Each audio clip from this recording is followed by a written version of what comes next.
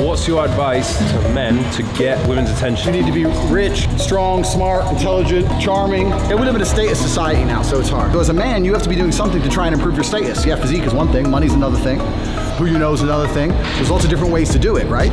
But if you're a man with truly no status in society, now it's hard. It would suck to be Joe Average today. What would your conception of true evil be versus that false evil of masculinity? First things first is that if anything's truly evil, the only people who are going to stop it are masculine. Trying to decipher and destroy masculinity leaves you without a warrior class. And without a warrior class, you don't have the ability to fight. So regardless of whatever the evil force is, you're going to need a big, strong man at some point anyway.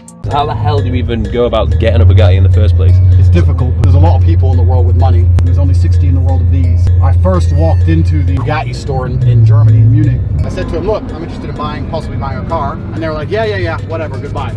I said, look, give me the email address of somebody. I emailed him my car portfolio, my Instagram, my Wikipedia page, explained who I was, and he kind of half replied saying, look, all allocations are full. Say, look, why instead of selling it to some sheikh who's going to just put it in a room and hide it forever, why don't you give it to me so I can drive it around and be an idiot in it? And at least it's going to be on the streets. At least, you know, it's going to be good for the brand. Be on the streets. Yeah. At least, you know, it's going to be good for the brand. And he kind of was semi-entertained by that. And then I had to go to a meeting and explain, you know, why I want the car. And it's the definition of success. And I'm from nothing. I come from a council estate in Luton. I've done all this myself. And I think it'll be really good for people, inspire people, that I chose Bugatti as opposed to another brand. I just full-on pitched the guy. Yeah. And they said, all right, well, you can have an allocation. Give us $2.5 million. Young men, though, all aspire to be like you. Should young men aspire to work very hard, have no criminal record, become multimillionaires, protect and provide for the women close to them, be sovereign so they can stand up and have their own points of view in face of cancellation, be able to not be mentally intimidated when they go on national TV and there's traps set up for them? Yeah, I believe that confident, strong men who stand up and protect and provide for women are a good thing for the world and a good force for the world. Because it's always going to be the young men of the world which are going to be the demographic they want to have the most control over. That's why they're trying to feminize it. Because it's the young men of the world that are going to be the ones who can cause a revolution if a revolution was to start, because men are capable of violence.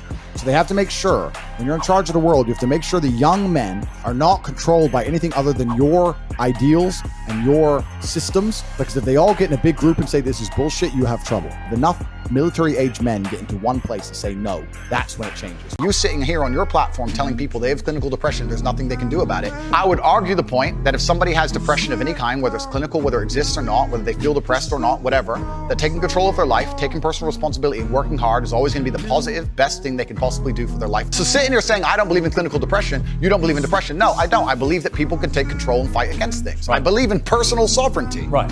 Women have a time and a place and an energy, and they're very, very valuable to a man's life. Women have a healing energy. You know, like if you're sick, you want a woman around. If I'm sick and I'm in bed, I'm calling my girl. In fact, I say this all the time. If you have a bad relationship with women, it's the easiest way to ruin your life as a man. If you struggle to get a partner and you struggle to have someone who genuinely loves you, and your girl's constantly cheating on you and all these things, you're not going to enjoy your life as a man. Every single thing you know about money is a lie. From the absolute bottom of reality to the top.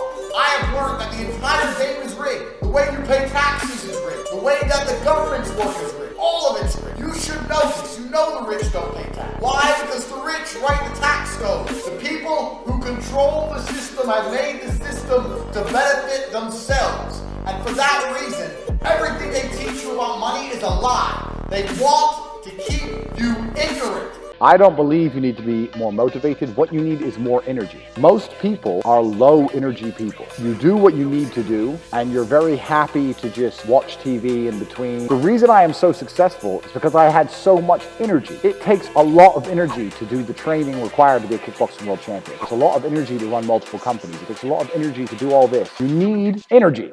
If I give you unlimited energy, you can get anything done. You're going to end up doing things which benefit your life.